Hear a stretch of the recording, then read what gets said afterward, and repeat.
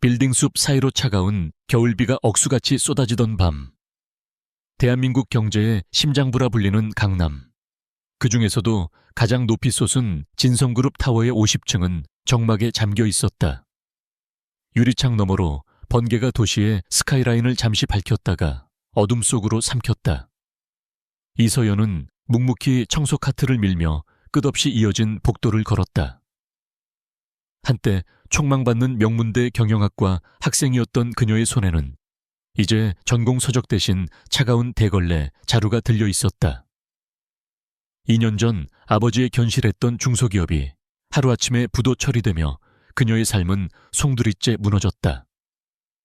빚쟁이들에게 시달리다 못해 쫓겨난 집, 병든 어머니, 그리고 뿔뿔이 흩어진 가족. 그녀는 이 거대한 빌딩의 야간 청소부가 되어 겨우 생계를 유지하고 있었다. 그녀의 눈동자는 텅 빈 복도의 대리석 바닥처럼 공허했지만 그 깊은 곳에는 아직 꺼지지 않은 불씨가 남아 있었다. 아버지의 파산은 단순한 경영 실패가 아니었다.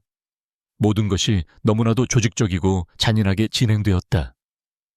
핵심 기술이 유출되고 주요 거래처가 동시에 등을 돌렸으며 은행은 약속이나 한 듯 대출을 회수했다. 그 배후에 거대한 그림자가 있다는 것을 직감했지만 가난한 그녀가 할 수 있는 일은 없었다. 그녀가 진성그룹 타워를 선택한 것은 우연이 아니었다. 아버지의 회사를 마지막에 집어삼킨 곳, 그 거대한 포식자가 바로 진성그룹의 자회사 중 하나였기 때문이다. 그녀는 복수를 꿈꾸는 것이 아니었다. 그저 알아야 했다. 무엇이 자신들의 삶을 잿더미로 만들었는지. 오늘따라 비바람이 유난히 거셌다. 그녀는 CEO 전용층인 50층의 마지막 구역을 청소하고 있었다. 대부분의 사무실은 불이 꺼져 있었지만 복도 끝에 위치한 회장 직무실, 현재는 젊은 총수인 강태준 대표가 사용하고 있는 그 방에서만은 희미한 빛이 새어 나오고 있었다. 이서연은 조심스럽게 다가갔다. 원래라면 이 시간에는 아무도 없어야 했다. 그녀의 임무는 아무도 없는 사무실을 청소하는 것이지 누군가의 업무를 방해하는 것이 아니었다. 그녀가 막 돌아서려던 찰나 묵직하고 낮은 목소리가 문틈으로 흘러나왔다. 호기심보다는 불안감에 가까운 감정으로 그녀는 숨을 죽였다. 처리한 건 확실합니까? 그 여자 입 하나 잘못 놀리면 우리가 얼마나 귀찮아지는지 알 텐데요. 강태준의 목소리였다. 낮고 차가웠지만 그 안에 담긴 위압감은 공기마저 얼어붙게 만들었다. 서연은 본능적으로 몸을 벽에 바짝 붙였다. 걱정 마십시오. 이미 정리되었습니다. 서류상으로는 완벽한 사고사로 처리됐고 그녀의 가족들에게도 충분한 보상을, 아니 입막음용 돈을 전달했습니다. 다른 남자의 아첨하는 듯한 목소리가 이어졌다. 서연의 심장이 발밑으로 떨어지는 것 같았다. 사고사? 입막음? 그녀가 지금 무엇을 듣고 있는 것인가? 그녀는 자신이 거대한 비밀의 한가운데에 발을 디뎠음을 깨달았다. 발을 빼고 싶었지만 몸이 얼어붙은 듯 움직이지 않았다. 바로 그때 번개가 다시 한번 하늘을 갈랐고 그 순간적인 빛에 복도 반대편 거울에 비친 자신의 창백한 모습이 보였다. 그리고 바로 그 거울을 통해 사무실 문이 언제 열렸는지도 모르게 자신을 차갑게 응시하고 있는 한 남자와 눈이 마주쳤다. 강태준이었다. 그는 그림자처럼 소리 없이 다가와 그녀의 바로 뒤에 서 있었다. 서연은 비명조차 지르지 못했다. 강태준은 칠흑 같은 어둠 속에서도 유난히 빛나는 눈으로 그녀를 꿰뚫어 보았다. 그는 30대 초반이라고는 믿기지 않을 만큼 완성된 남자의 얼굴을 하고 있었다. 완벽하게 재단된 슈트, 흐트러짐 없는 머리카락, 그리고 모든 감정이 거세된 듯한 무표정한 얼굴. 그는 마치 지옥에서 온 조각상 같았다. 뭘 들었지? 그의 목소리는 방금 전 전화 통화에서보다 훨씬 더 낮고 위험하게 울렸다. 서연은 온몸의 피가 차갑게 식는 것을 느꼈다. 여기서 잘못 대답했다간 방금 그들이 말한 사고사의 다음 희생자가 자신이 될 수도 있었다. 서연은 공포로 떨리는 다리를 애써 지탱하며 고개를 들었다. 그녀는 강태준의 눈을 피하지 않았다. 아무것도 듣지 못했습니다. 그저 청소 중이었습니다. 그녀의 목소리는 미세하게 떨렸지만 그녀의 눈빛은 달랐다. 절망의 끝에서 살아남은 자, 특유의 도끼, 혹은 모든 것을 잃은 자의 체념, 어린 용기였다. 강태준은 흥미롭다는 듯 한쪽 입꼬리를 살짝 올렸다. 그는 수많은 사람을 만나봤지만 이런 눈빛은 처음이었다. 공포에 질려 있으면서도 결코 굴복하지 않는 눈. 순수했지만 이미 무언가에 의해 산산조각난 영혼의 파편이 그 안에 있었다. 그는 서연에게 한 걸음 더 다가섰다. 값비싼 향수 냄새와 함께 서늘한 위압감이 그녀를 짓눌렀다. 거짓말을 하는군. 내 눈은 모든 것을 들었다고 말하고 있는데.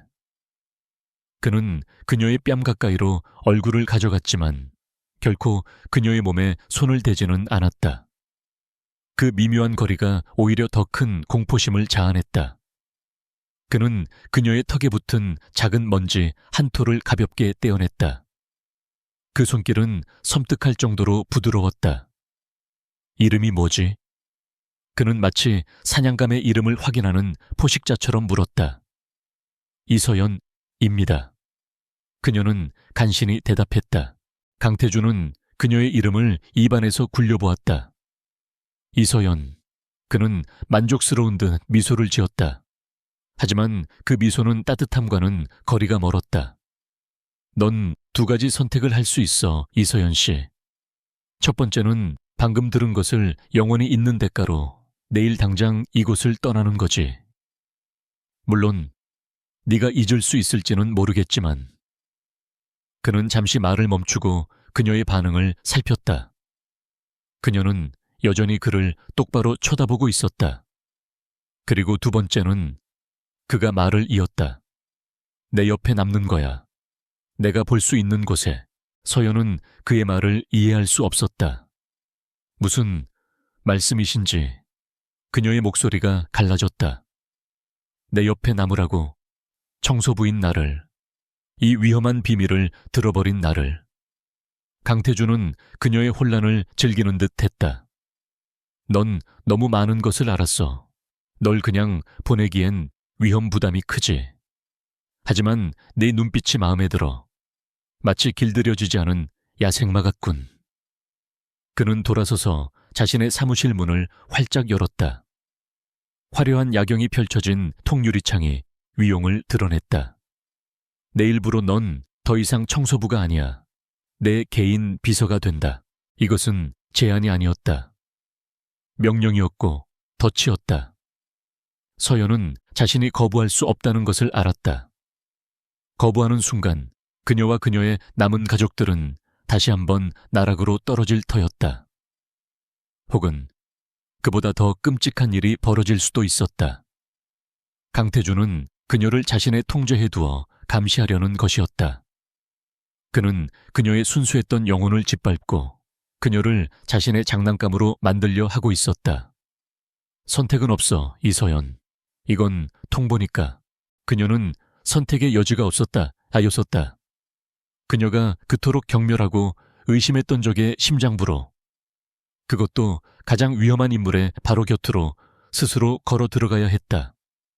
알겠습니다. 그녀는 마른 입술을 깨물며 대답했다.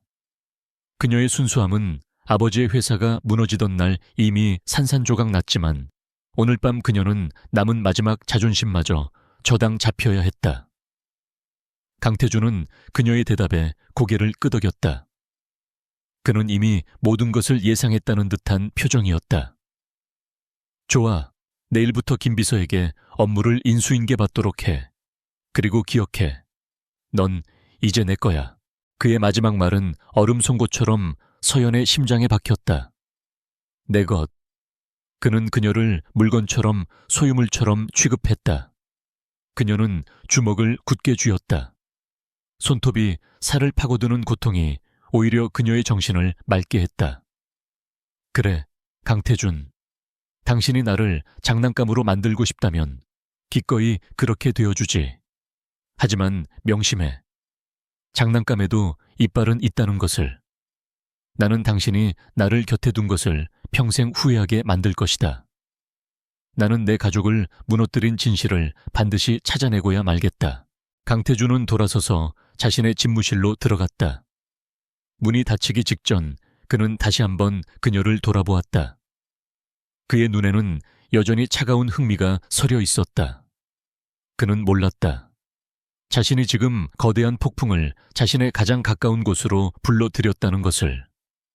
서연은 텅 빈 복도에 홀로 남겨졌다.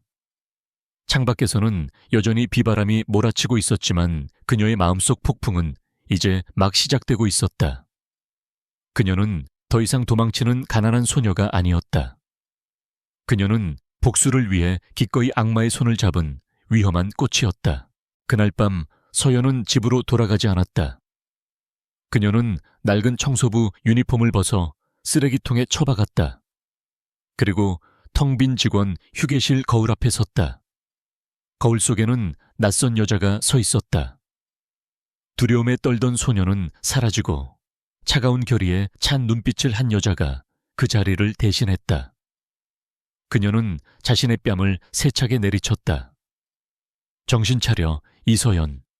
이건 현실이야. 살아남아야 해. 그리고 이겨야 해.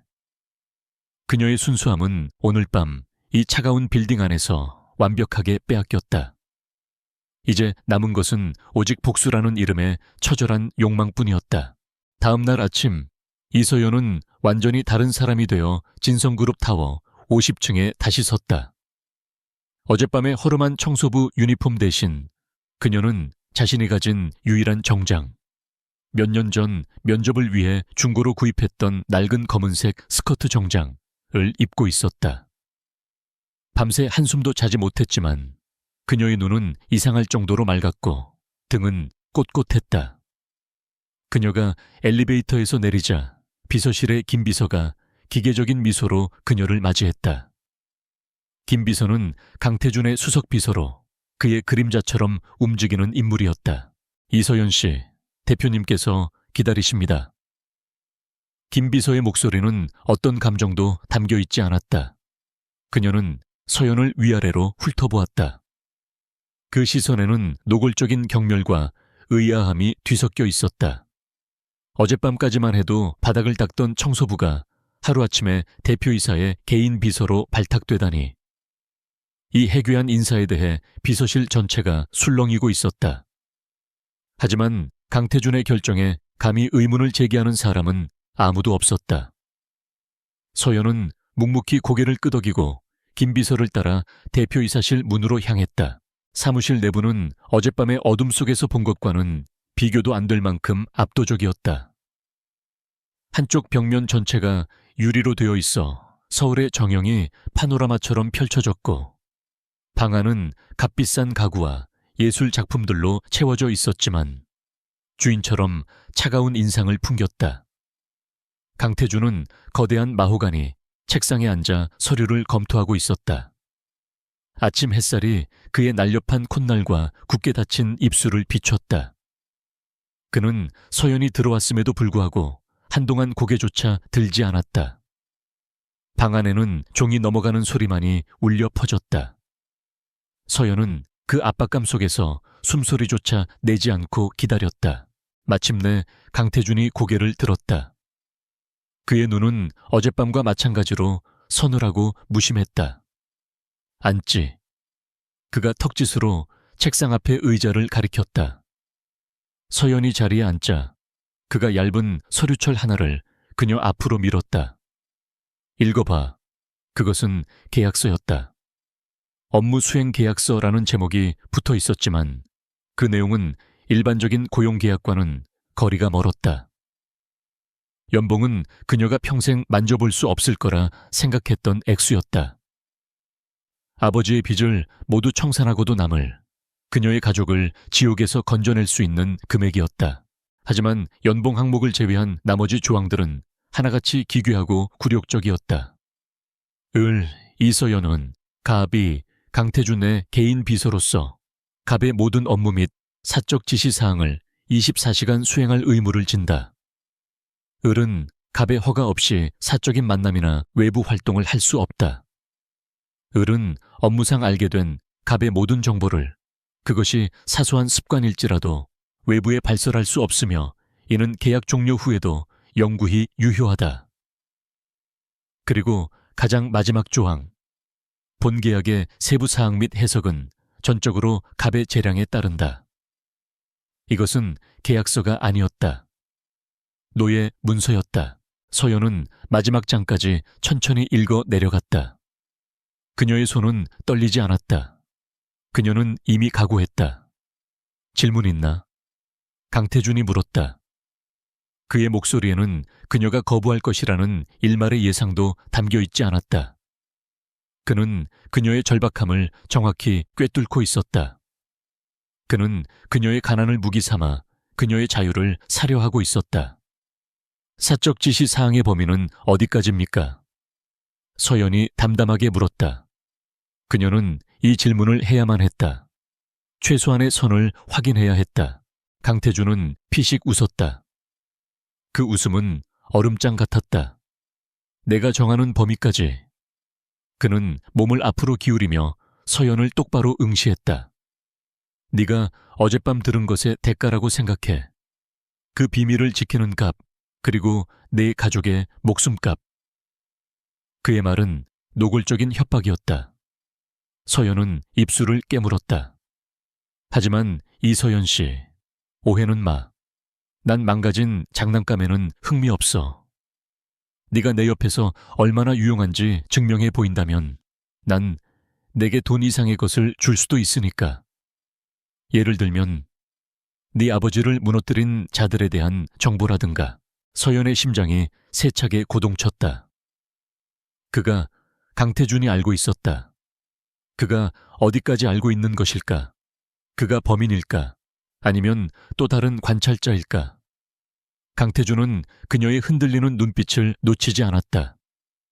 그는 거미줄을 쳐놓고 먹잇감이 스스로 걸어 들어오기를 기다리는 거미와 같았다.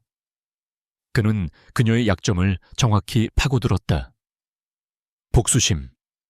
그것이 그녀를 움직이는 또 하나의 동력임을 그는 간파했다. 어떻게 그걸 내가 모르는 일이 이 빌딩 안에서 일어날 것 같나?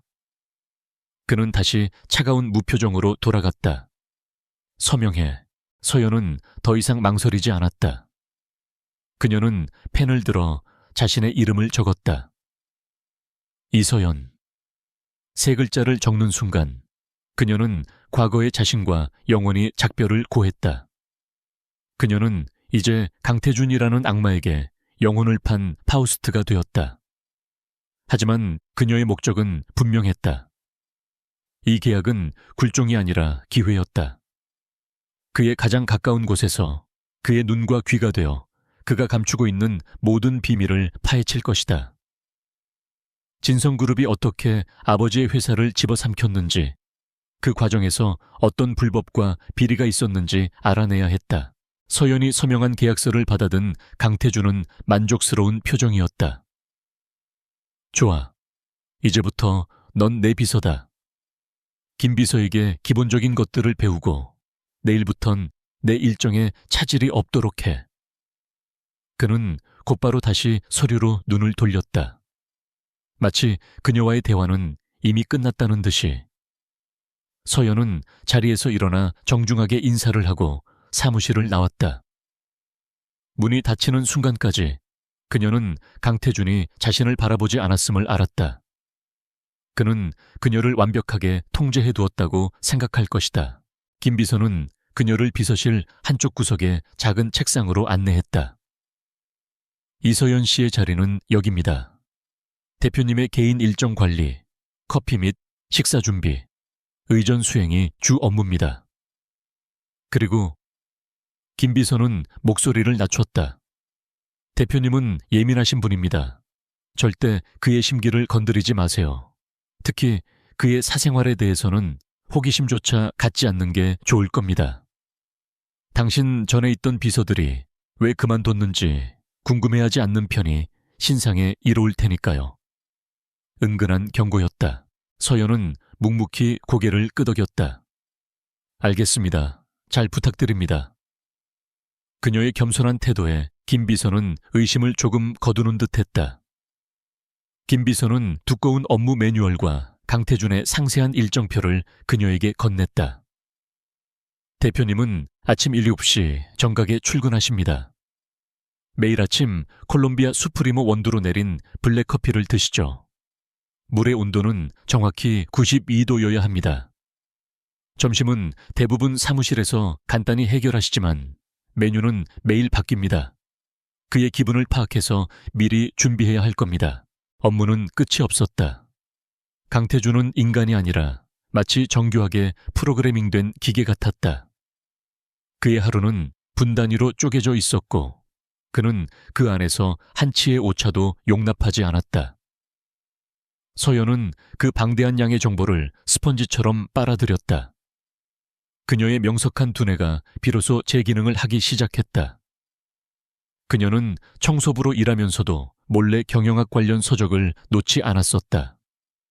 이제 그 모든 지식이 그녀의 무기가 될 터였다. 그날 오후 서연은 첫 번째 임무를 받았다. 강태준이 그녀를 인터폰으로 호출했다.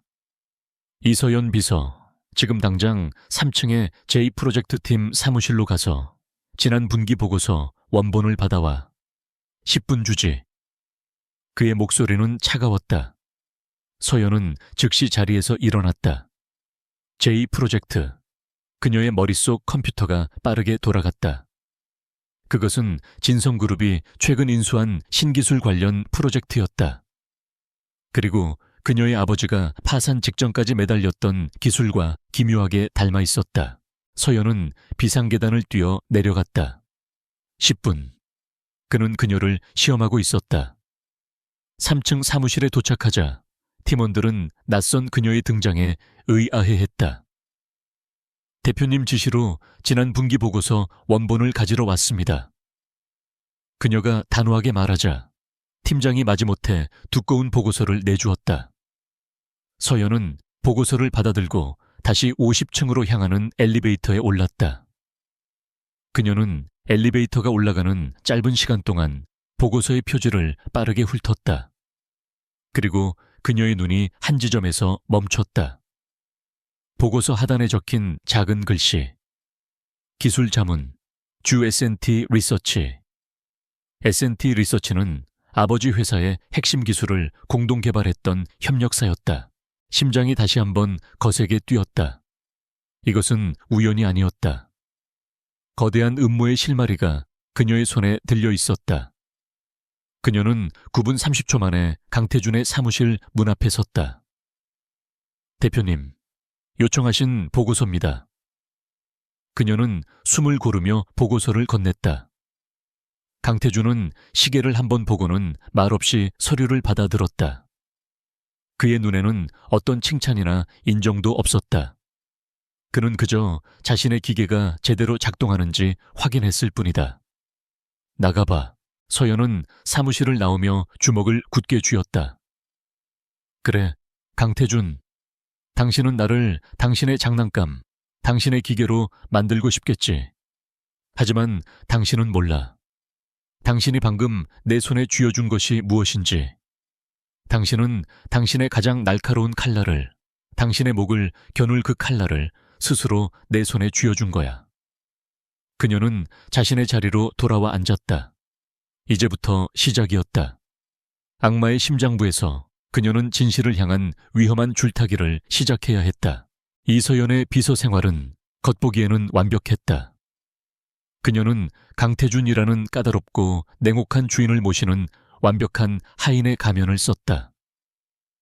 아침 6시, 누구보다 먼저 출근해 그의 집무실을 정리하고 정확히 92도로 맞춘 물로 콜롬비아 수프리모 원두를 내렸다. 강태준이 7시 정각의 사무실에 들어설 때면 그의 책상 위에는 밤새 도착한 보고서들이 중요도 순으로 정리되어 있었고 따뜻한 커피가 완벽한 타이밍에 그를 맞이했다. 그녀의 일 처리는 김비서조차 혀를 내두를 정도로 흠잡을 데가 없었다. 강태준의 변덕스러운 요구는 그녀의 한계를 시험했다. 3시간 뒤에 있을 싱가포르 지사장과의 화상회의, 통역을 준비해. 그가 아침에 툭 던지듯 말했다. 김 비서가 오늘 휴가라는 걸 잊었나? 그는 알면서도 물었다. 그는 그녀가 당황하거나 불가능하다고 말하길 기대했다. 제가 하겠습니다. 서연은 눈 하나 깜짝하지 않고 대답했다. 그녀는 대학 시절 세계 국어에 능통했던 인재였다. 3시간 뒤 서연은 유창한 영어로 전문적인 경영 용어들을 완벽하게 통역해냈고 회의는 순조롭게 끝났다. 강태준은 서류에서 눈을 떼지 않았지만 그의 미간이 미세하게 좁혀지는 것을 서연은 놓치지 않았다. 그는 놀라고 있었다. 또 한 번은 긴급 이사회가 소집되었을 때였다. 회의 자료 중 일부 데이터에 치명적인 오류가 발견된 것은 회의 시작 불과 30분 전이었다. 이서연 비서, 당장 재무팀과 전략기획팀 데이터를 대조해서 수정 보고서를 만들어 20분 주지. 이것은 물리적으로 불가능한 요구였다. 하지만 서연은 침착하게 두 팀의 핵심 담당자들에게 연락을 취하는 동시에 자신이 그동안 몰래 파악해두었던 내부 데이터베이스에 접속했다. 그녀의 손가락이 키보드 위에서 춤을 추듯 움직였다. 정확히 19분 뒤 그녀는 수정된 데이터와 오류 분석이 담긴 완벽한 요약 보고서를 강태준의 태블릿으로 전송했다. 이사회에서 그는 그 보고서를 토대로 반대파 이사들을 완벽하게 제압했다. 강태준은 그녀를 지켜보는 시간이 길어졌다. 그는 더 이상 그녀를 단순한 감시 대상이나 흥미로운 장난감으로만 보지 않았다. 그녀는 유용했다. 너무나도 유능해서 오히려 의심스러울 정도였다. 그는 그녀의 이력서를 다시 검토했다. 명문대 경영학과 3학년 중퇴, 부친의 파산. 그 이후의 이력은 편의점 아르바이트, 식당 서빙, 그리고 진성그룹의 야간 청소부. 그녀의 능력은 그 이력과는 전혀 어울리지 않았다. 그는 김 비서를 불렀다. 이서연 비서, 뒤를 좀 더 자세히 캐봐. 대학 시절부터 지금까지 모든 걸. 그는 자신의 손바닥 안에 있다고 생각했던 존재가 실은 날카로운 발톱을 숨기고 있음을 본능적으로 감지했다. 서연 역시 그의 시선을 느끼고 있었다. 강태준의 사무실은 거대한 유리 감옥과 같았다. 그녀는 그의 시선 안에서 완벽한 비서 역할을 수행하면서도 그의 시선이 미치지 않는 어둠 속에서 자신만의 싸움을 이어가고 있었다. 그녀의 주 무대는 모두가 퇴근한 늦은 밤, 그녀가 청소부로 일했던 바로 그 시간이었다. 그녀는 여전히 청소부의 출입카드를 반납하지 않고 있었다. 아무도 그녀를 의심하지 않았다. 그녀는 청소 카트를 밀며 서버실, 자료 보관실, 그리고 J-프로젝트 팀의 사무실이 있는 3층을 유령처럼 배회했다. 그녀의 목표는 J-프로젝트와 S&T 리서치, 그리고 아버지의 파산 사이의 연결고리를 찾는 것이었다. 그녀는 J-프로젝트 팀 사무실에 잠긴 캐비닛을 능숙하게 열었다. 과거 아버지가 운영하던 공장에서 어깨너머로 배운 기술이었다. 그 안에는 이중 장부와 은폐된 연구 일지들이 숨겨져 있었다. S&T 리서치가 아버지의 핵심 기술을 빼돌려 진성그룹에 넘겼고 진성그룹은 이 기술을 기반으로 J-프로젝트를 출범시켰다는 심증이 확신으로 변해갔다. 아버지는 특허 출원 직전에 모든 것을 빼앗겼다. 그녀는 증거들을 몰래 촬영하고 복사했다. 하지만 결정적인 한 방이 부족했다. 이 모든 것을 승인하고 지시한 최고 책임자가 누구인지, 모든 서류의 최종 결재라는 공란으로 비워져 있거나 혹은 강태준의 아버지, 지금은 병상에 누워있는 강 회장의 도장으로 찍혀 있었다. 하지만 강 회장은 이미 2년 전부터 경영 일선에서 물러나 있었다. 그렇다면 이 모든 일을 실질적으로 지휘한 사람은 단 한 명, 바로 강태준이었다. 그녀의 심장은 차가운 분노로 얼어붙었다. 어느 늦은 밤 서연이 자료실에서 막 빠져나오려던 순간이었다. 거기서 뭐 하는 거지? 등 뒤에서 강태준의 목소리가 들렸다. 서연은 심장이 멎는 것 같았다. 그는 왜 이 시간에 여기에? 그녀가 천천히 돌아보자 강태준이 팔짱을 낀 채 어둠 속에 서 있었다. 그의 얼굴은 분노인지 호기심인지 모를 복잡한 표정으로 일그러져 있었다. 대표님, 그녀는 손에 들고 있던 먼지떨이를 꽉 쥐었다. 야근하시는 줄 모르고 청소 중이었습니다. 그녀는 완벽한 거짓말을 했다. 강태준은 그녀에게 천천히 다가왔다. 그는 그녀의 손에 들린 먼지떨이와 그녀의 맑은 눈을 번갈아 보았다. 청소? 비서실 개인 책상도 모자라서 이 밤중에 자료실까지 청소하나, 이서연 비서. 그의 목소리는 비웃음으로 가득 찼다. 그는 그녀가 거짓말을 하고 있음을 알았다. 하지만 그는 그녀를 다그치지 않았다.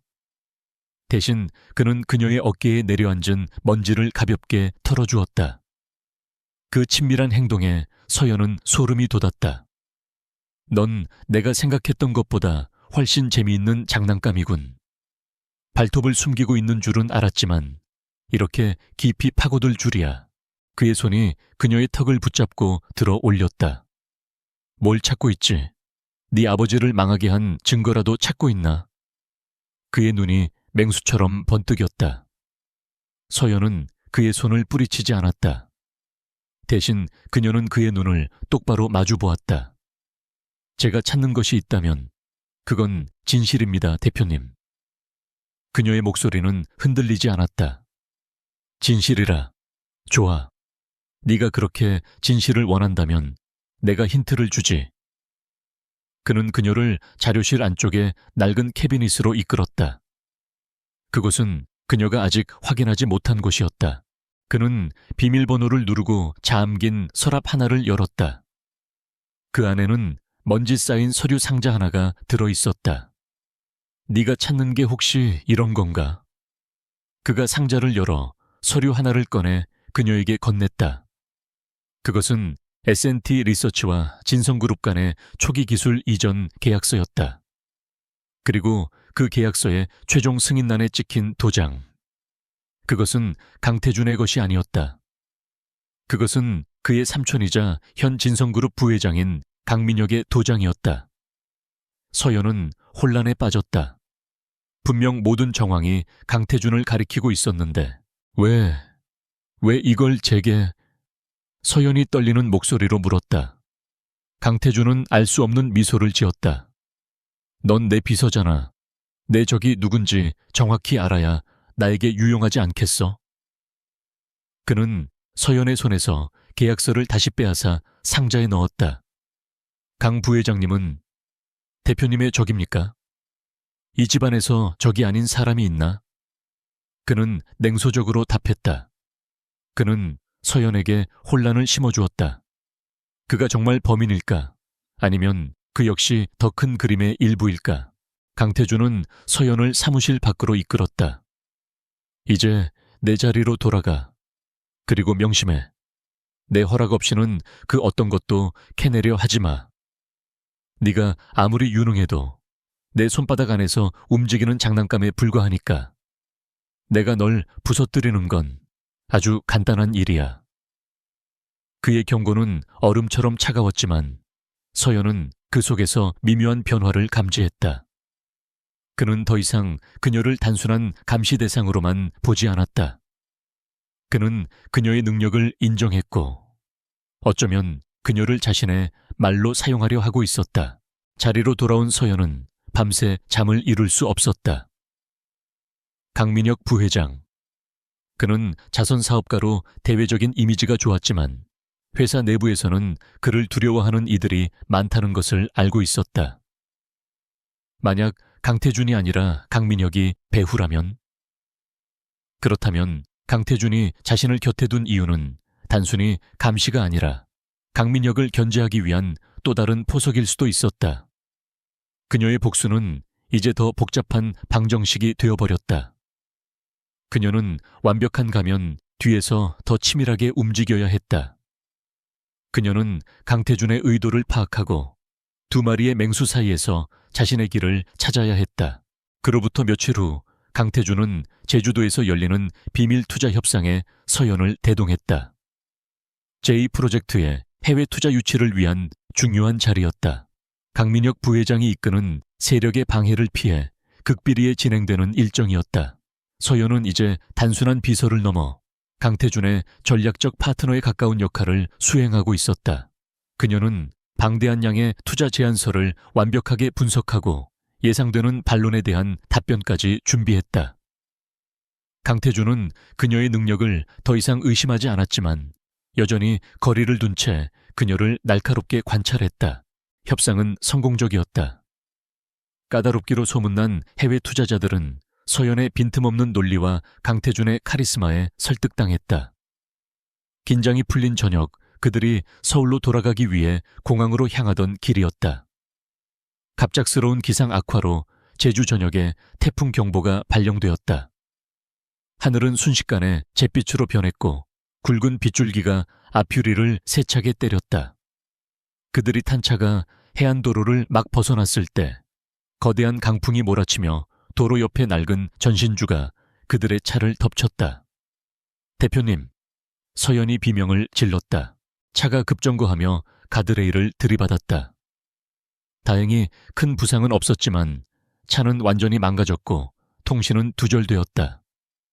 비바람은 점점 더 거세져 차 안에 더 이상 머무는 것은 위험했다. 내려야 해. 강태준이 침착하게 말했다.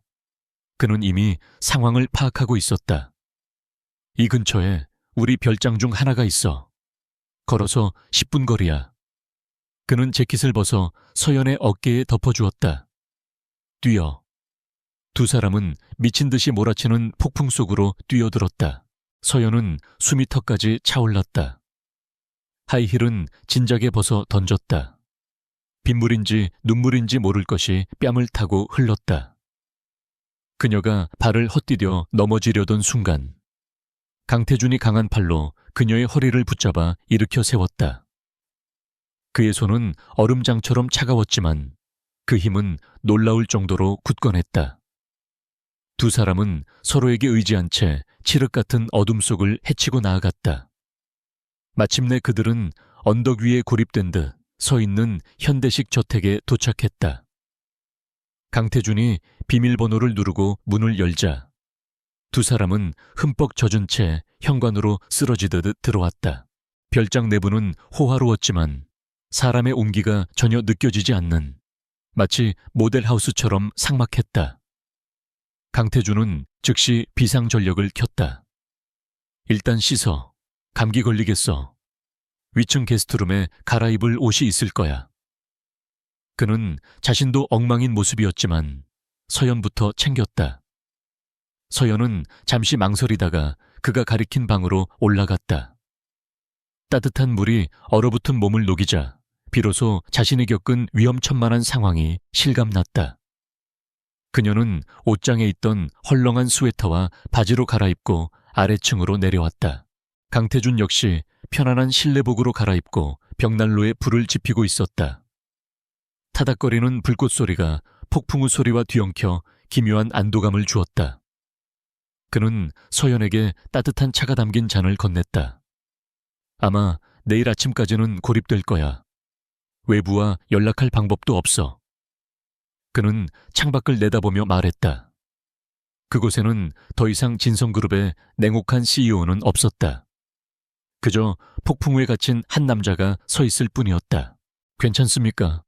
아까 다친 곳은 없으세요? 서연이 조심스럽게 물었다. 그녀의 목소리에는 자신도 모르는 사이 진심 어린 걱정이 묻어났다. 강태준은 그녀를 돌아보았다. 젖은 머리카락이 뺨에 달라붙고 화장기 없는 얼굴은 창백했지만 그녀의 눈은 여전히 맑고 단단했다. 그는 처음으로 그녀 앞에서 무장해제된 듯한 기분을 느꼈다. 어릴 때 어머니와 함께 이런 폭풍우 속에 갇힌 적이 있었지. 그가 불쑥 과거 이야기를 꺼냈다. 서연은 놀랐지만 아무 말 없이 그의 다음 말을 기다렸다. 이 별장이었어. 어머니는 몸이 약하셨지. 아버지는 늘 바빴고 나와 어머니는 사실상 이곳에 버려져 있었어. 그의 목소리는 불꽃처럼 낮게 타올랐다. 그날도 오늘처럼 태풍이 불었어. 어머니가 천식이 심해져서 숨을 못 쉬는데 전화는 불통이고 길은 끊겼지. 난 겨우 10살이었어. 빗속을 뚫고 미친 듯이 달려나가 도움을 청하려 했지만 결국 찾지 못했어. 내가 돌아왔을 때 어머니는 이미 차갑게 식어 있었어. 그의 고백은 충격적이었다. 서연은 그 냉혹한 가면 뒤에 그토록 끔찍한 상처가 숨겨져 있을 줄은 상상도 못했다. 그의 잔인함, 타인을 믿지 못하는 불신, 모든 것을 통제하려는 강박. 그 모든 것이 어린 시절의 끔찍한 무력감과 상실에서 비롯된 것이었다. 강태주는 불꽃을 응시하며 말을 이었다. 그때 깨달았어. 힘이 없으면 아무것도 지킬 수 없다는 걸. 내 사람, 내 것, 그 무엇도. 그래서 난 강해져야만 했어. 누구도 내가 가진 것을 함부로 빼앗아가지 못하도록. 그의 눈에 순간적으로 깊은 고통과 슬픔이 스쳐 지나갔다. 서연은 처음으로 그에게서 동질감을 느꼈다. 힘이 없어 모든 것을 잃었던 무력감. 그것은 그녀 자신이 2년 전 뼈저리게 겪었던 감정이었다. 대표님, 그녀가 입을 열었다. 힘이 모든 것을 지켜주지는 못합니다. 때로는 그 힘이 가장 소중한 것을 파괴하기도 하니까요. 그녀의 말은 자신에게 그리고 그에게 동시에 하는 말이었다. 그녀의 복수심 역시 그가 가진 힘에 대한 갈망과 다르지 않았다. 강태주는 고개를 돌려 그녀를 바라보았다. 그의 눈빛이 격렬하게 흔들리고 있었다. 그는 이 여자, 이서연이라는 존재가 자신의 가장 깊은 곳을 자꾸만 건드리는 것을 느꼈다. 그녀는 자신의 비서였고 복수를 꿈꾸는 적일지도 몰랐다. 하지만 동시에 그녀는 자신의 고통을 이해하는 유일한 사람이기도 했다. 그는 자신도 모르게 그녀에게 다가가 그녀의 뺨을 감쌌다. 그의 손은 여전히 차가웠지만 아까처럼 위협적이지 않았다. 네온. 대체 뭐지? 그가 속삭이듯 물었다. 서연은 그의 손을 피하지 않았다. 그녀는 그의 눈동자에서 길 잃은 아이의 모습을 보았다. 증오와 연민, 경계와 끌림. 상반된 감정이 그녀의 내면에서 격렬하게 충돌했다. 대표님과 같은 사람일지도 모르죠. 그녀가 조용히 대답했다. 소중한 것을. 그녀의 대답에 강태준의 눈빛이 더욱 깊어졌다. 그는 서서히 고개를 숙여 그녀에게 다가갔다. 바로 그 순간 천둥 같은 소리와 함께 별장의 비상전력이 나가며 모든 것이 암흑 속에 잠겼다. 두 사람 사이에 흐르던 아슬아슬한 긴장감이 끊어졌다. 서연은 본능적으로 한 걸음 물러섰다. 전력 확인해 보겠습니다.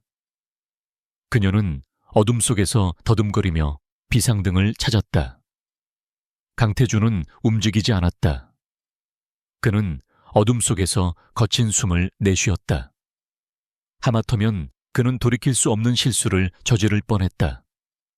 그녀는 자신의 비서였고 자신을 무너뜨릴 수도 있는 위험한 존재였다. 잠시 후 비상등이 다시 켜지고 두 사람 사이에 어색한 침묵이 흘렀다. 오늘은 이만 쉬지. 내일 아침 일찍 구조 요청을 해야 하니까. 강태준이 먼저 등을 돌려 자신의 방으로 향했다. 그의 목소리는 다시 원래의 차가운 톤으로 돌아와 있었다. 하지만 그 뒷모습은 그 어느 때보다도 고독해 보였다. 서연은 텅 빈 거실에 홀로 남아 타오르는 벽난로를 바라보았다. 오늘 밤 그녀는 악마의 심장 속에서 깊은 슬픔을 목격했다. 그녀의 복수심은 여전했지만 이제 그 방향은 조금 더 복잡해지고 말았다. 그녀는 강태준이라는 남자를 다시 보게 되었다. 그는 단순한 가해자가 아닐 수도 있었다.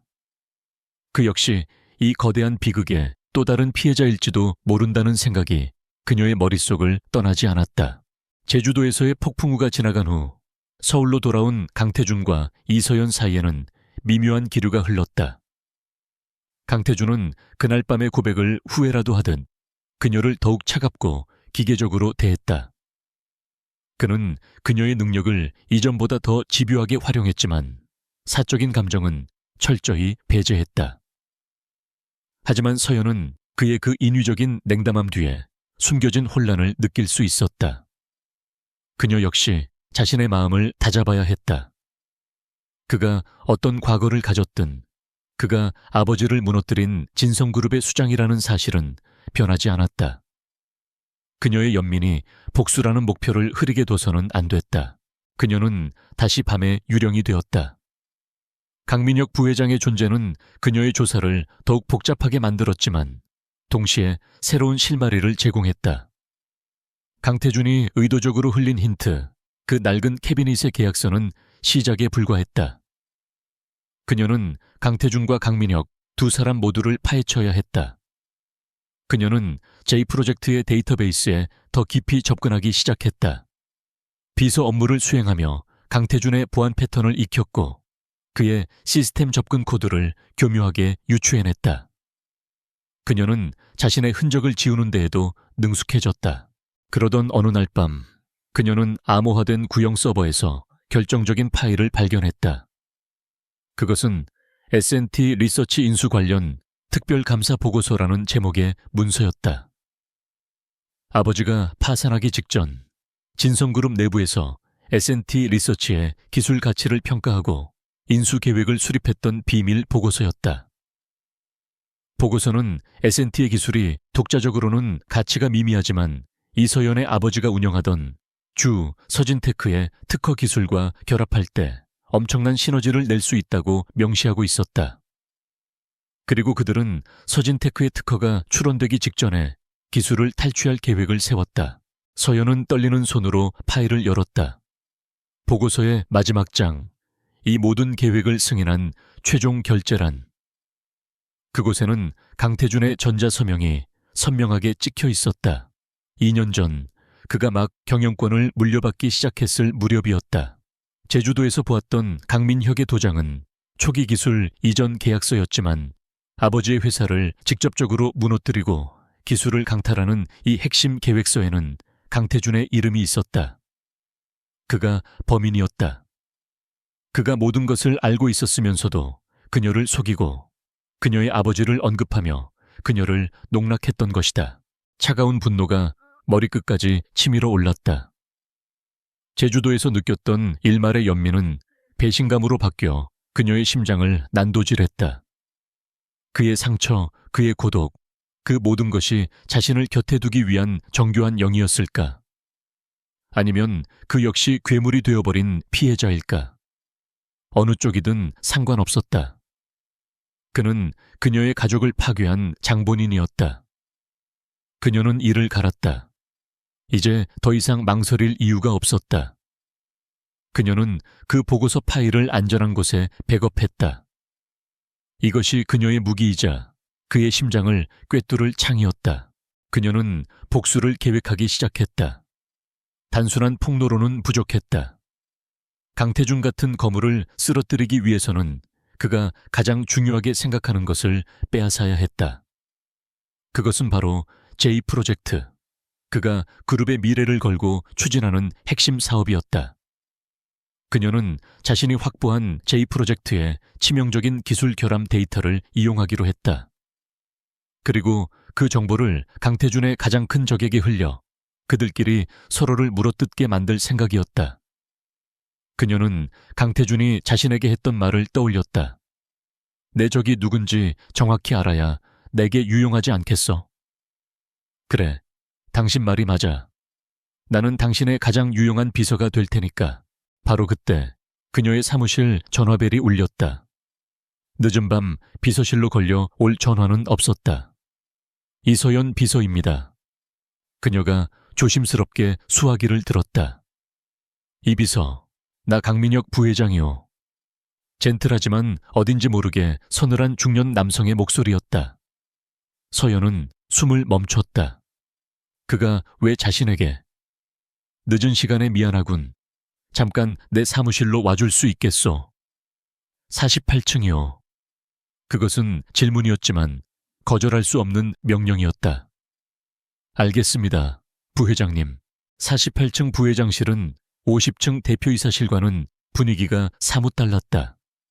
고풍스러운 가구와 동양적인 그림들이 걸려 있어 마치 학자의 서재 같은 느낌을 주었다. 강민혁은 온화한 미소로 그녀를 맞이했다. 그는 강태준의 날카로움과는 다른 속을 알 수 없는 부드러운 인상을 가졌다. 앉아요, 이 비서. 요즘 이 비서에 대한 칭찬이 자자해. 우리 조카 강 대표가 사람 보는 눈이 아주 정확해. 그는 직접 내린 듯한 따뜻한 차를 그녀에게 건넸다. 과찬이십니다, 부회장님. 서연은 찻잔을 받아들며 경계를 늦추지 않았다. 아니야, 과찬이 아니지. 제2프로젝트 투자 유치건도 그렇고 최근 이사회 자료도 이 비서의 손을 거친 후에 훨씬 정교해졌더군. 그의 눈이 가늘어졌다. 그런 유능한 인재가 왜 청소부 따위를 하고 있었는지 나는 그게 참 궁금해. 그의 말은 부드러웠지만 그 안에는 날카로운 가시가 숨어 있었다. 그 역시 그녀의 뒤를 캐고 있었던 것이다. 서연은 잠시 침묵했다. 과거는 중요하지 않다고 생각합니다. 지금 제게 기회를 주신 대표님께 감사할 따름입니다. 그녀는 완벽한 모범 답안을 내놓았다. 강민혁은 소리내어 웃었다. 그래, 우리 태준이 참 무서운 아이야. 제 아비의 피를 그대로 물려받았지. 아니, 어쩌면 그보다 더 독할지도 몰라. 그는 마치 친근한 삼촌처럼 말했지만 그 내용은 조카에 대한 노골적인 적개심을 드러내고 있었다. 그는 몸을 앞으로 기울이며 목소리를 낮췄다. 이 비서, 혹시 2년 전에 있었던 서진테크라는 회사에 대해 들어봤소? 서연의 심장이 바닥으로 떨어졌다. 그녀는 간신히 표정을 유지했다. 처음 듣는 이름입니다. 그럴 거야. 아주 작은 중소기업이었으니까. 하지만 그 회사가 가진 기술은 아주 대단했지. 우리 태준이가 그걸 아주 욕심냈거든. 결국 그 회사는 공중분해되었고 그 기술은 고스란히 제2프로젝트의 기반이 되었지. 강민혁은 마치 남의 이야기처럼 태연하게 말했다. 그는 서연의 눈을 똑바로 쳐다보며 말했다. 그 서진테크의 사장 이름이 이기훈이었어. 그리고 그에게는 아주 똑똑한 경영학과 딸이 하나 있었지. 서연은 더 이상 표정을 숨길 수 없었다. 그녀의 손이 찻잔 위에서 미세하게 떨렸다. 부회장님, 그래, 난 다 알고 있어, 이서연 양. 강민혁의 미소는 이제 온화함이 아니라 뱀의 그것처럼 차갑고 끈적했다. 강태준 그놈이 원수의 딸을, 그것도 자신의 비밀을 파헤치려는 쥐새끼를 제 비서로 들인 거야. 참으로 오만하고 어리석은 녀석이지. 서연은 자신이 거대한 함정에 빠졌음을 깨달았다. 강태준뿐만 아니라 강민혁 역시 처음부터 그녀를 알고 있었던 것이다. 제게 원하시는 것이 무엇입니까? 그녀는 단도직입적으로 물었다. 이제 와서 부인하는 것은 무의미했다. 내가 원하는 것, 간단해. 강민혁은 자리에서 일어나 창밖의 야경을 바라보았다. 강태준을 그 자리에서 끌어내리는 것, 그리고 진성그룹을 제자리로 돌려놓는 것. 그는 돌아섰다. 이 비서, 아니 이서연 양, 나와 손을 잡읍시다. 그대의 복수를 내가 도와주겠소. 그대가 가진 증거와 내 힘을 합치면 강태준을 무너뜨리는 건 시간 문제야. 그것은 거부할 수 없는 없는 제안처럼 들렸다. 그는 그녀의 복수를 도와주겠다고 했다. 하지만 서연은 혼란스러웠다. 분명 강태준의 서명이 담긴 문서를 보았다. 그런데 왜 강민혁은 강태준을 범인으로 몰아가며 자신에게 접근하는 것일까? 혹시 그 문서 자체가 강민혁이 심어둔 함정은 아닐까? 아니면 두 사람 모두가 공범일까? 그녀는 이제 누구도 믿을 수 없었다. 그녀는 두 마리의 맹수 사이에서 아슬아슬한 줄타기를 하고 있었다. 생각할 시간을 주십시오. 서연이 간신히 대답했다. 줬소. 하지만 너무 오래 걸리지는 않길 바라오. 이 바닥은 기다려주는 사람에게는 아무것도 내어주지 않으니까. 강민혁의 눈이 어둠 속에서 번뜩였다. 그녀의 복수 계획은 이제 예상치 못한 변수를 맞이하고 있었다. 강민혁의 제안은 달콤했지만 독이 든 성배와 같았다. 이서연은 그 뱀 같은 미소 뒤에 숨겨진 더 큰 야망을 보았다. 강민혁 역시 강태준과 다르지 않은, 어쩌면 더 교활한 포식자일 뿐이었다. 그에게 이용당하다가 버려지는 것은 그녀가 원하는 복수가 아니었다. 그녀는 누구의 손도 잡지 않기로 했다. 그녀는 이 거대한 체스판에서 스스로 플레이어가 되기로 결심했다. 그녀는 강태준과 강민혁 두 사람 모두를 자신의 복수를 위한 말로 이용할 생각이었다. 그녀의 계획은 훨씬 더 대담하고 위험하게 수정되었다. 그녀가 선택한 무기는 J-프로젝트의 치명적인 기술 결함 데이터였다. 그녀는 이 정보를 강민혁에게 넘기지 않았다. 대신 진성그룹의 최대 경쟁사이자 J-프로젝트 입찰에서 탈락했던 라이벌 기업 태화전자 측에 익명으로 흘렸다. 그녀는 정보가 가장 파급력 있게 터질 시점을 계산했다. 바로 J-프로젝트의 대규모 해외 투자 유치 발표가 예정된 날이었다. 그녀는 태화전자가 이 정보를 어떻게 활용할지 정확히 알고 있었다. 그들은 진성그룹을 흠집내기 위해서라면 무엇이든 할 준비가 되어 있었다. 투자 발표회 당일 모든 것이 완벽하게 진행되는 듯했다. 강태준은 자신감 넘치는 태도로 J-프로젝트의 청사진을 발표했고 국내외 언론에 스포트라이트가 쏟아졌다. 바로 그 순간 경제 전문지 글로벌 이코노미의 인터넷판에 단독 기사가 터졌다.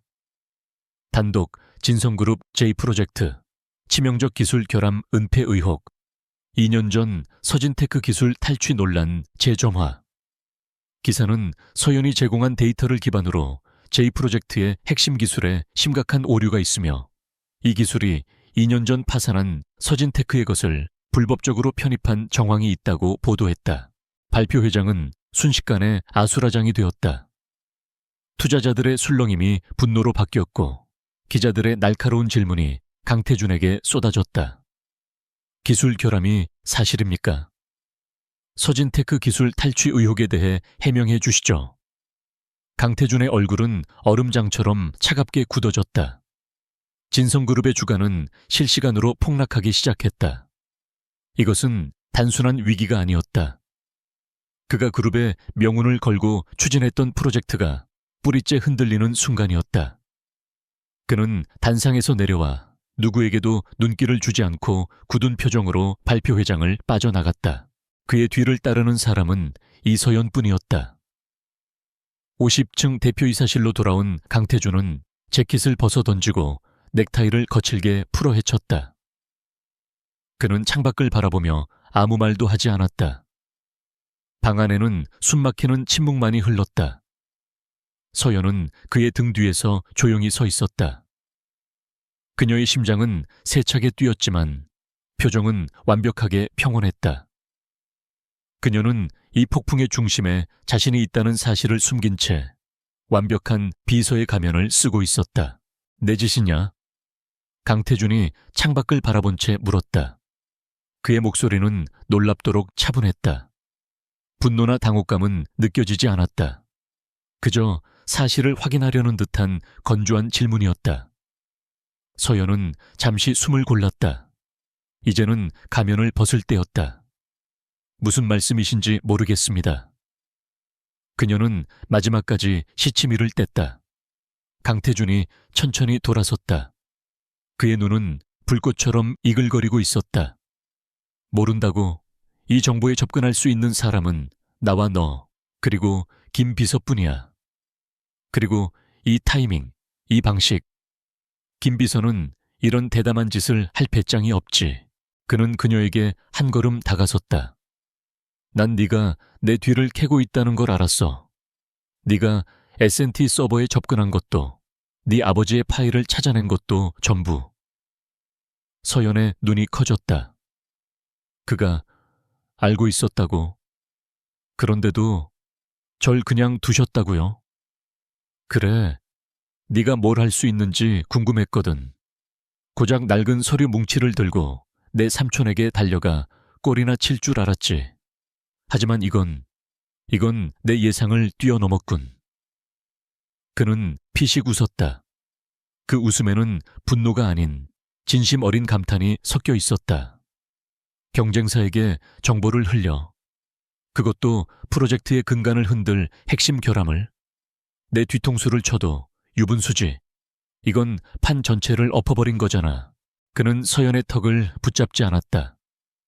대신 그는 그녀와 동등한 눈높이에서 마치 흥미로운 상대를 만난 것처럼 그녀를 바라보았다. 강민혁이 시킨 거냐? 아니면 네 단독 작품이냐? 이것이 그의 본론이었다. 만약 부회장님 지시였다면 전 지금 대표님께 이 사실을 보고 드렸겠죠. 서연이 차갑게 응수했다. 제 단독 작품입니다. 그녀의 대답에 강태준의 눈이 빛났다. 왜? 복수인가? 고작 이런 식으로 날 망가뜨릴 수 있을 거라고 생각했어? 이건 너에게도 좋을 게 없어. 제2 프로젝트가 무너지면 진성그룹도 휘청이고 네 복수도 의미 없어질 텐데 의미가 왜 없죠? 서연이 드디어 본색을 드러냈다.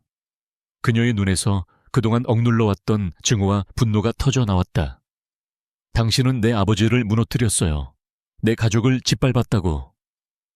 당신이 지금 느끼는 이 절망감, 우리 가족이 2년 동안 매일같이 겪었던 고통에 비하면 아무것도 아니야. 그녀의 외침에도 강태준은 동요하지 않았다. 그래, 복수라. 좋아. 그런데 왜 하필 태화전자지?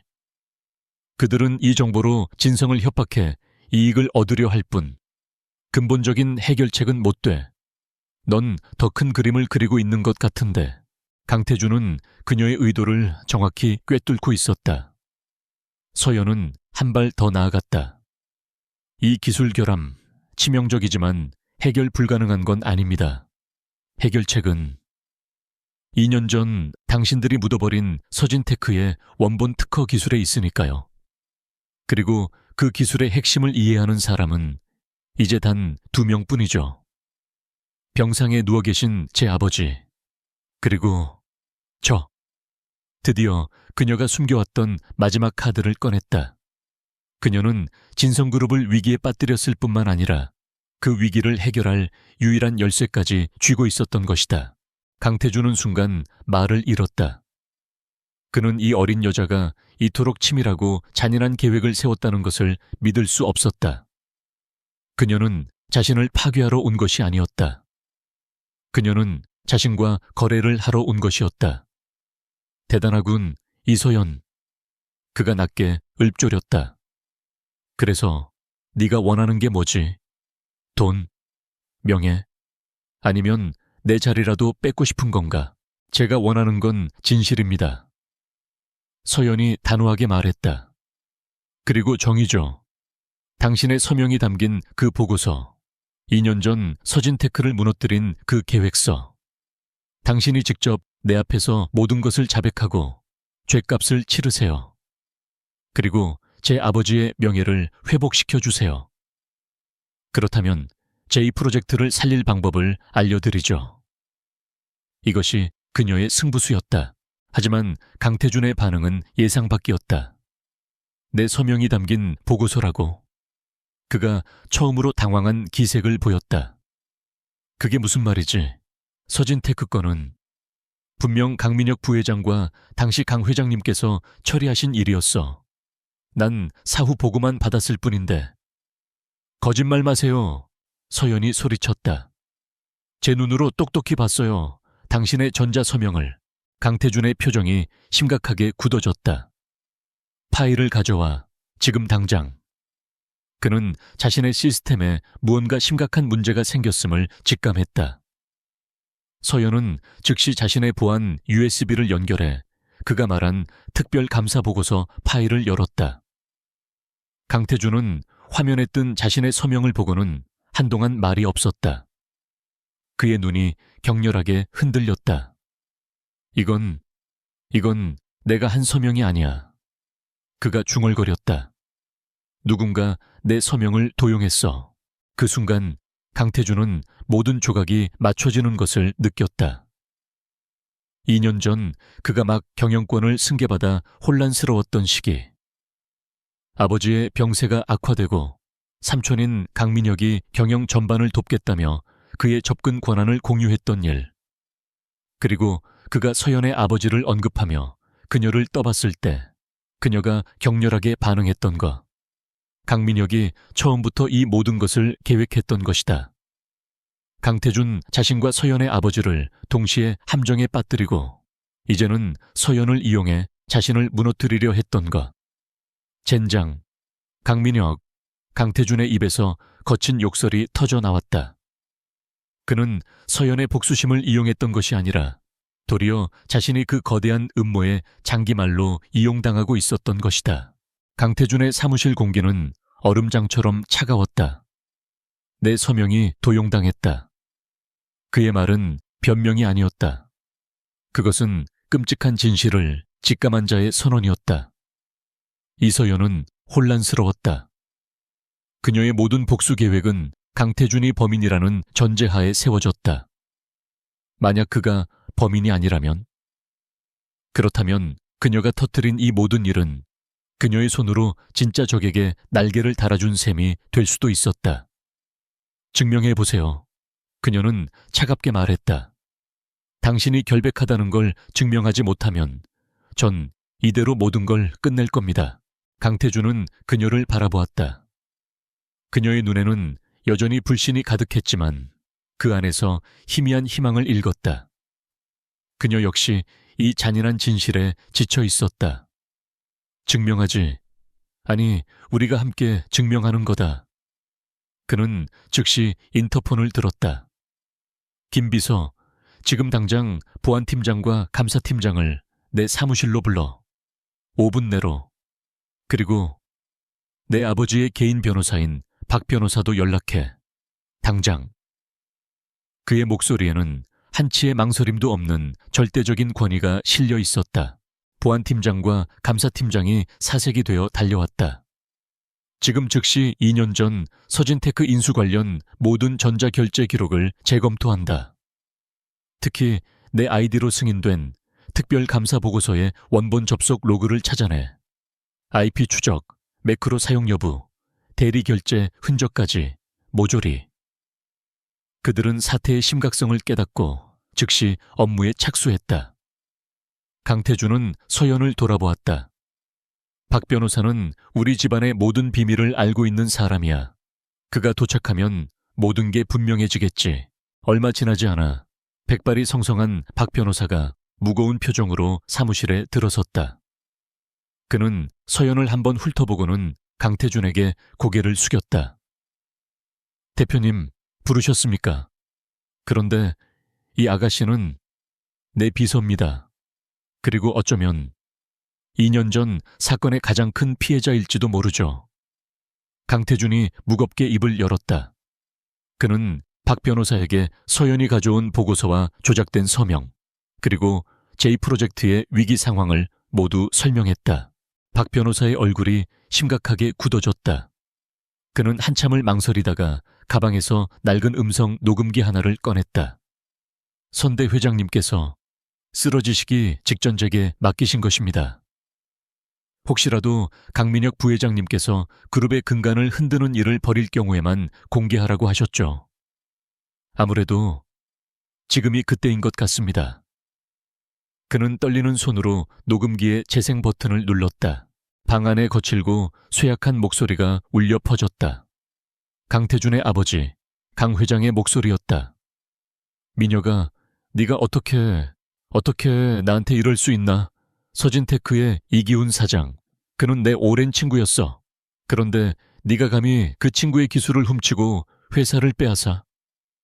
그것도 모자라 태준이의 서명을 도용해서 모든 죄를 뒤집어 씌워. 강태준과 서연은 숨을 죽였다. 이어지는 강민혁의 목소리는 지금의 온화함과는 거리가 먼 냉소적이고 잔인한 음성이었다. 형님, 세상 물정 모르는 소리 마십시오. 태준이 놈에게 그룹을 맡기시겠다고요? 물러터진 형님을 닮아 그놈도 똑같습니다. 이 정글 같은 재계에서 살아남으려면 친구 따위는 밟고 일어서야 하는 겁니다. 서진테크 기술은 진성의 미래를 위해 반드시 필요했고 이기훈은 순순히 내놓지 않았을 뿐입니다. 그리고 태준이 놈이요. 그놈은 형님의 아들이라는 이유만으로 모든 걸 가졌죠. 이제 그 대가를 치를 때도 되지 않았습니까? 이 모든 건 태준이가 한 일이 될 겁니다. 형님은 그저 병상에서 조용히 지켜보시면 됩니다. 녹음기에서는 격렬한 몸싸움 소리와 함께 강 회장의 고통스러운 신음소리가 들려왔다. 네가 감히 내 약을... 그리고 녹음은 끊겼다. 강태준의 주먹이 부들부들 떨렸다. 그의 아버지는 병으로 쓰러진 것이 아니었다. 강민혁이 그가 자신의 형을 독살하려 했고 모든 죄를 조카에게 뒤집어 씌운 것이었다. 서진테크의 파산은 그 거대한 음모의 시작에 불과했다. 강민혁은 형의 친구를 배신하고 그 기술을 훔쳤으며 그 죄를 강태준에게 덮어 씌웠다. 그리고 형의 목숨까지 위협하며 그룹을 통째로 삼키려 한 것이었다. 이럴 수가. 서연은 다리에 힘이 풀려 주저앉을 뻔했다. 진실은 그녀가 상상했던 것보다 훨씬 더 끔찍하고 충격적이었다. 강태준은 가해자가 아니었다. 그 역시 아버지와 우정을 잃고 삼촌에게 배신당했으며 살인자의 아들이 될 뻔한 피해자였다. 그녀가 그토록 증오했던 남자가 사실은 그녀와 같은 고통을 겪고 있었던 것이다. 그녀가 터뜨린 폭로는 강민혁을 궁지에 몰아넣은 것이 아니라 오히려 강태준을 향한 마지막 결정타가 될 뻔했다. 바로 그때 보안팀장이 다급하게 뛰어들어왔다. 대표님, 찾았습니다. 2년 전 해당 파일의 전자서명은 강민혁 부회장님 사무실의 개인 컴퓨터 IP에서 승인된 것으로 확인되었습니다. 대표님의 아이디와 패스워드를 도용한 명백한 증거입니다. 모든 것이 명확해졌다. 강태준은 서연을 바라보았다. 그의 눈에는 더 이상 냉기나 오만이 없었다. 깊은 죄책감과 고통, 그리고 그녀를 향한 미안함이 가득했다. 이서연 씨, 내가 당신에게 씻을 수 없는 상처를 줬군. 그의 목소리가 갈라졌다. 난 내 삼촌이 심어놓은 증오의 눈이 멀어 당신을 의심하고 당신의 고통을 이용했어. 내 아버지가 쓰러진 것이 당신 아버지의 배신 때문이라고 믿었으니까. 강민혁이 그렇게 말했거든. 당신 아버지가 먼저 기술을 빼돌리려 했고 그 충격으로 아버지가 쓰러졌다고. 그는 진실을 알지 못한 채 또 다른 피해자인 그녀에게 복수의 칼날을 겨누었던 것이다. 그가 그녀 앞에 무릎을 꿇었다. 진성그룹의 제왕, 그 오만했던 강태준이 한 여인 앞에서 무너져 내렸다. 미안합니다. 정말 미안합니다. 내 죄를 용서해달라고 말할 자격도 없다는 걸 압니다. 하지만 이대로 모든 걸 무너뜨릴 수는 없어. 내 아버지의 명예를, 그리고 당신 아버지의 명예를 되찾아야 해. 그는 그녀의 손을 잡으려다 멈칫했다. 제발 날 도와주시오. 아니, 우리가 함께 싸웁시다. 우리의 진짜 적 강민혁을 상대로. 서연은 눈물을 참을 수 없었다. 2년간 그녀를 짓눌렀던 증오와 분노가 눈 녹듯 사라지고 그 자리에 거대한 슬픔과 공허함이 밀려왔다. 그녀는 괴물을 증오했지만 눈앞의 남자는 괴물이 아니었다. 그 역시 상처 입은 영혼일 뿐이었다. 일어나세요. 그녀가 떨리는 목소리로 말했다. 그녀는 그의 손을 잡아 일으켜 세웠다. 이건 당신만의 싸움이 아니에요. 이건 내 아버지의 싸움이기도 합니다. 두 사람의 눈이 마주쳤다. 증오도 연민도 아닌 공동의 목표를 가진 동료애 혹은 그 이상의 깊은 유대감이 그들 사이에 흘렀다. 그들은 둘 다 가장 믿었던 사람에게 배신당했고 모든 것을 잃었다. 이제 그들은 함께 되찾아야 했다. 강민혁은 지금쯤 우리가 이렇게 나올 줄 알고 있을 겁니다. 서연이 냉정하게 상황을 분석했다. 제가 터뜨린 폭로로 제2프로젝트는 위기에 몰렸고 그는 이사회를 소집해 당신을 해임하려 하겠죠. 그리고 자신이 구원투수로 등판해 모든 것을 차지할 겁니다. 맞아. 강태준이 눈빛을 되찾았다. 그는 다시 냉철한 전략가로 돌아왔다. 그의 계획대로 두진 않아. 우리에게도 아직 카드가 남아있어. 그는 서연을 바라보았다.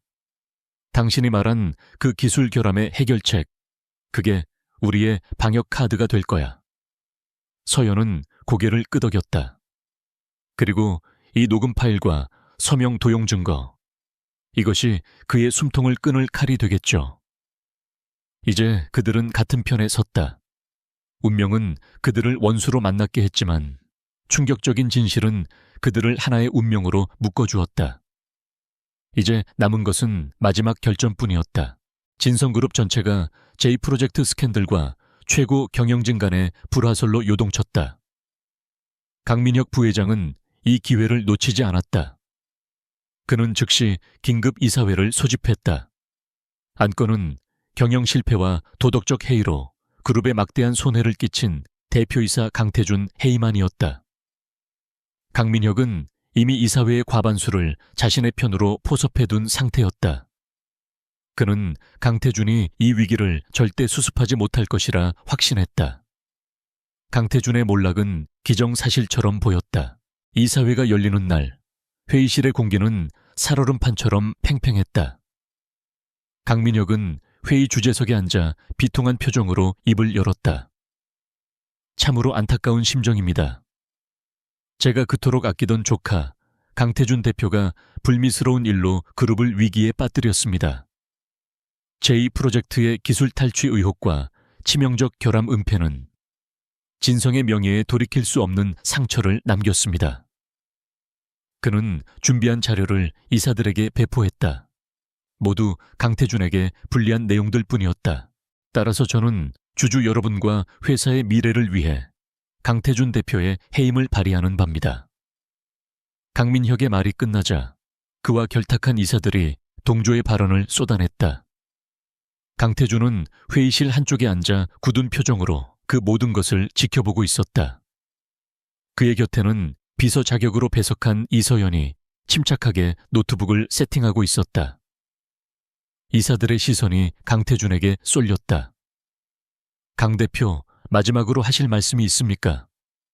강민혁이 승리를 예감한 듯 여유롭게 물었다. 강태준이 천천히 자리에서 일어났다. 부회장님의 열연에 감탄했습니다. 하지만 진실을 논하기엔 아직 이른 것 같군요. 그가 손짓하자 이서연이 회의실 중앙 스크린에 파일을 전송했다. 이사님들께서는 제2프로젝트의 기술 결함이 진성의 미래를 망칠 것이라 걱정하시는 것 같습니다. 하지만 그 결함은 이미 해결되었습니다. 스크린에 새로운 데이터가 떠올랐다. 그것은 결함을 완벽하게 수정한 새로운 기술 시뮬레이션 영상이었다. 회의장이 술렁였다. 이게 어떻게 된 일인가? 강민혁이 당황하며 소리쳤다. 강태준이 서연을 바라보았다. 이 기술의 원천은 2년 전 우리가 부당하게 빼앗았던 서진테크의 것입니다.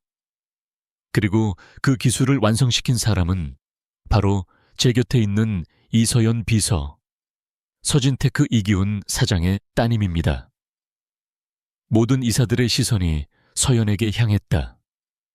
그녀는 당당하게 일어서서 이사들을 향해 고개를 숙였다. 서진테크의 이름으로 말씀드립니다. 이 기술은 진성의 것이 아닙니다.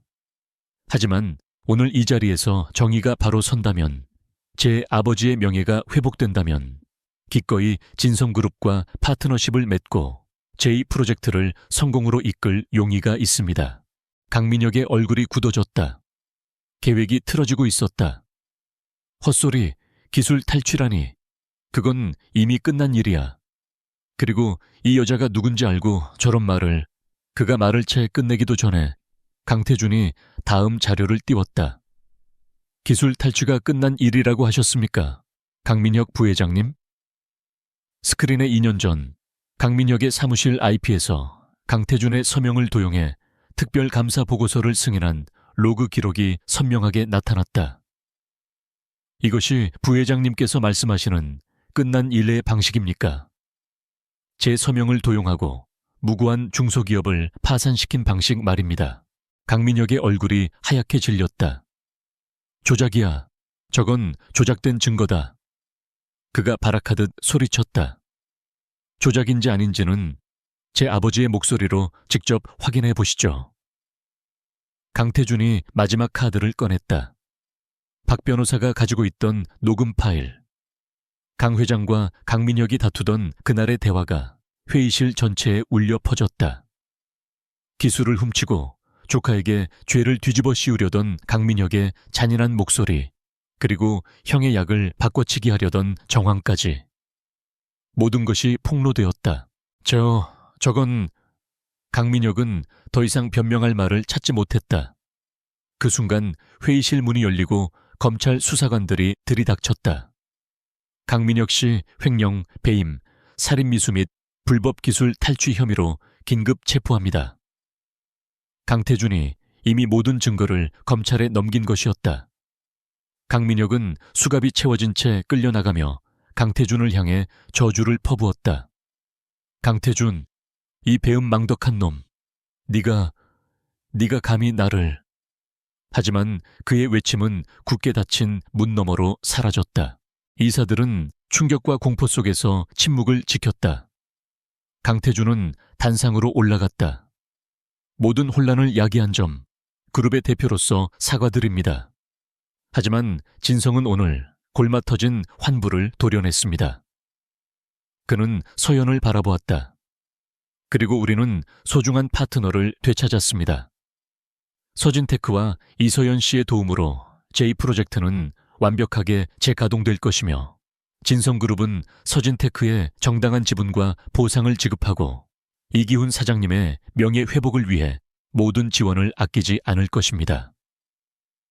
이사회는 만장일치로 강태준 대표의 경영 정상화 방안을 승인했다.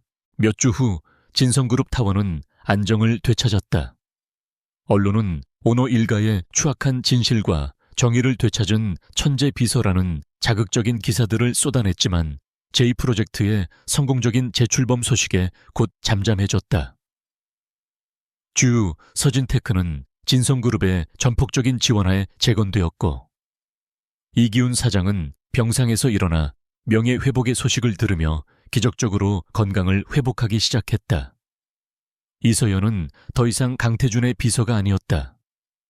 그녀는 서진테크의 부사장이자 제2 프로젝트의 핵심 기술 고문이 되었다. 그날 저녁 서연은 50층 대표이사실을 찾았다. 이제는 손님이 된 그녀를 강태준이 직접 맞이했다. 와 주었군요, 이서연 부사장님. 그는 어색한 미소를 지었다. 마지막으로 정리할 것이 남아서요. 서연이 담담하게 말했다. 두 사람 사이에는 한동안 침묵이 흘렀다. 그들은 함께 지옥을 건넜고 서로에게 가장 깊은 상처를 주었으며 동시에 서로를 구원했다. 이서연 씨. 강태준이 먼저 입을 열었다. 그는 그녀 앞에 깊이 고개를 숙였다. 용서해달라는 말은 하지 않겠습니다. 제가 당신과 당신의 가족에게 저지른 짓은 그 어떤 말로도 속죄할 수 없을 테니까요. 다만 평생을 바쳐 갚겠습니다. 당신의 아버님께 그리고 당신에게 진 빚을. 그의 목소리는 진심으로 떨리고 있었다. 서연은 그를 바라보았다. 그녀의 마음속에 남아있던 마지막 증오의 찌꺼기가 사라지는 것을 느꼈다. 고개를 드세요, 대표님. 당신도 피해자였어요. 우리는 둘 다 과거라는 망령에 사로잡혀 있었습니다. 그녀는 창밖에 노을 지는 서울을 바라보았다. 하지만 이제 끝났어요. 우리는 살아남았고 진실을 밝혔습니다. 그걸로 된 거예요. 앞으로 어떻게 할 생각입니까? 강태준이 조심스럽게 물었다. 서진테크를 다시 일으켜 세워야죠. 아버지의 꿈을 이룰 겁니다. 제2 프로젝트도 성공시켜야 하고요. 할 일이 많네요. 서연이 희미하게 미소 지었다. 그것은 그녀가 2년 만에 처음으로 짓는 진심 어린 미소였다. 그 미소를 본 강태준의 심장이 다시 한번 세차게 뛰었다. 하지만 그는 자신의 감정을 억눌렀다. 지금은 때가 아니었다. 그래요. 우리 둘 다 할 일이 많군요. 그가 말했다. 진성그룹과 서진테크, 최고의 파트너가 됩시다. 그가 그녀에게 손을 내밀었다. 비서와 대표가 아닌 파트너 대 파트너로서. 서연은 그의 손을 망설임 없이 잡았다. 두 사람의 손이 굳게 맞잡혔다. 폭풍우는 지나갔고 상처는 깊었지만 그들 앞에는 새로운 새벽이 밝아오고 있었다. 그들의 관계가 앞으로 어떻게 될지는 아무도 몰랐다. 하지만 한 가지는 분명했다. 그들은 더 이상 서로에게 장난감이나 적이 아니었다. 서로의 상처를 이해하고 서로의 능력을 존중하는 세상에 단 하나뿐인 동반자였다. 그렇게 차가운 빌딩 숲에도 서서히 따뜻한 빛이 스며들고 있었다.